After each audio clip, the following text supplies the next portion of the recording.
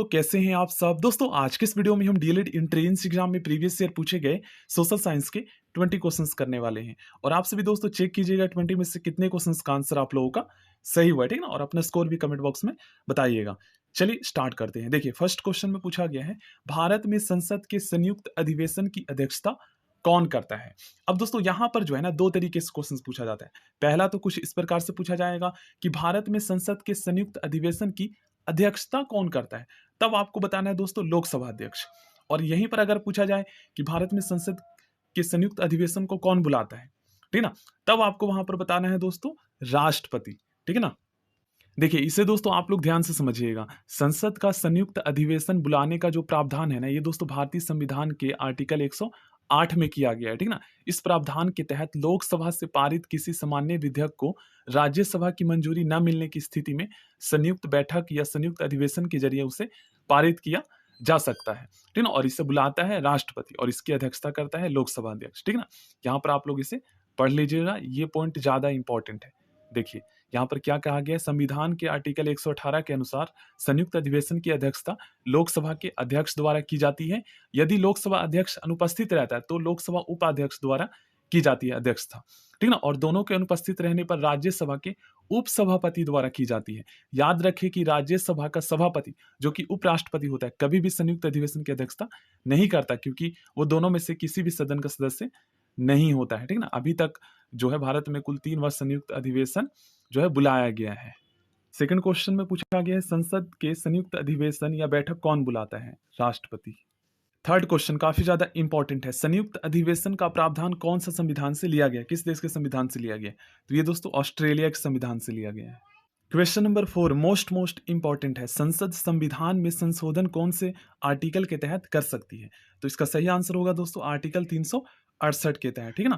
क्योंकि भारतीय संविधान जो है संसद को आर्टिकल 368 के तहत संविधान में कुछ विशेष बहुमत के द्वारा जो है संशोधन करने का अधिकार शक्ति प्रदान करता है।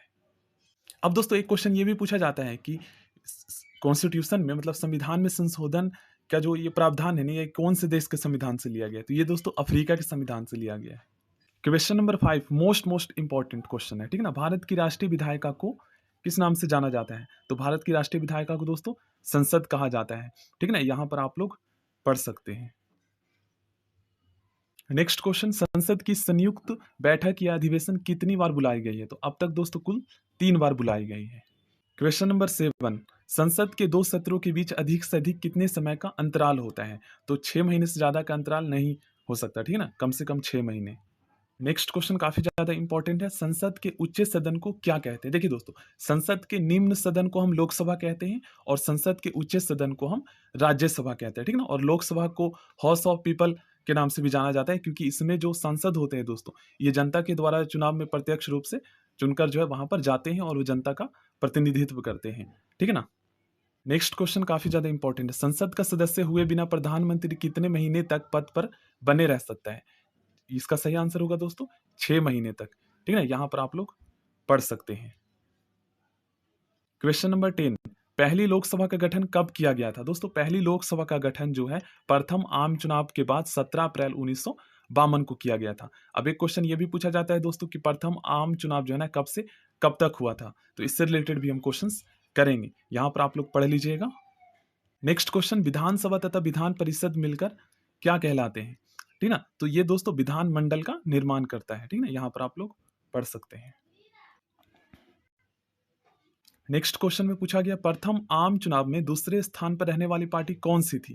तो इसका सही आंसर होगा दोस्तों कम्युनिस्ट पार्टी, ठीक ना, कम्युनिस्ट पार्टी। यहां पर आप लोग पढ़ सकते हैं। अब एक क्वेश्चन ये भी पूछा जाता है कि प्रथम आम चुनाव कब से कब तक हुआ था। तो 25 अक्टूबर 1951 से लेकर 21 फरवरी 1952 के बीच हुआ था, ठीक ना। और प्रथम स्थान पर जो है कांग्रेस पार्टी रही थी, ठीक है ना, 364 सीटें जीतकर। और दूसरे स्थान पर भारतीय कम्युनिस्ट पार्टी, ठीक है ना, 16 सीटें जीती थी। नेक्स्ट क्वेश्चन करते हैं, संसद के गठन का प्रावधान संविधान के किस अनुच्छेद में है। तो इसका सही आंसर होगा दोस्तों भारतीय संविधान का आर्टिकल 79 में संसद के गठन का प्रावधान किया गया। और संसद के अगर आपसे पूछा जाए कुल कितने अंग है, तो संसद के कुल 3 अंग है, ठीक है ना। पहला राज्यसभा, लोकसभा और राष्ट्रपति, ठीक है। इन तीनों से मिलकर भारतीय संसद का निर्माण होता है। Question number 14 most important question, किस संशोधन द्वारा मौलिक अधिकारों की श्रेणी से संपत्ति का अधिकार हटाकर इसे मात्र एक कानूनी अधिकार बना दिया गया? तो इसका सही आंसर होगा दोस्तों 44वें संविधान संशोधन के द्वारा।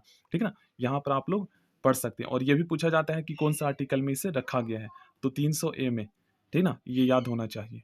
क्वेश्चन नंबर 15 में पूछा गया है, भारत का राष्ट्रीय चिन्ह कहाँ से लिया गया है? दोस्तों भारत का राष्ट्रीय चिन्ह सारनाथ स्थित अशोक के स्तंभ से लिया गया है।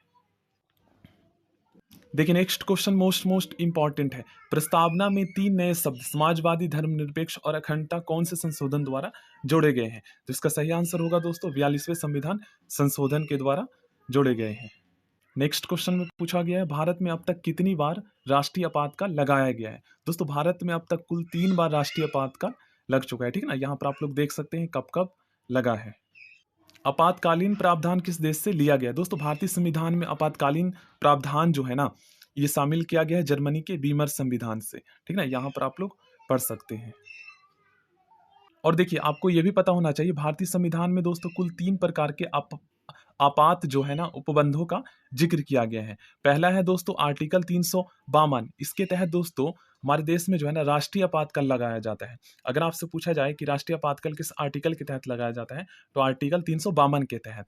और अभी तक कुल भारत में 3 बार राष्ट्रीय आपातकाल लग चुका है। ठीक है ना, और दूसरा होता है दोस्तों राज्य में राष्ट्रपति शासन, ठीक है ना, जो कि आर्टिकल 356 के तहत लगाया जाता है।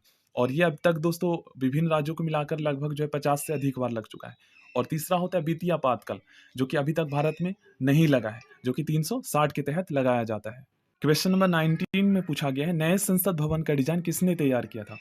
किसने तैयार किया है? ठीक है ना, विमल पटेल ने। यहाँ पर आप लोग क्वेश्चन नंबर 20, प्रथम आम चुनाव में कांग्रेस ने कितनी सीटें कर लीजिएगा।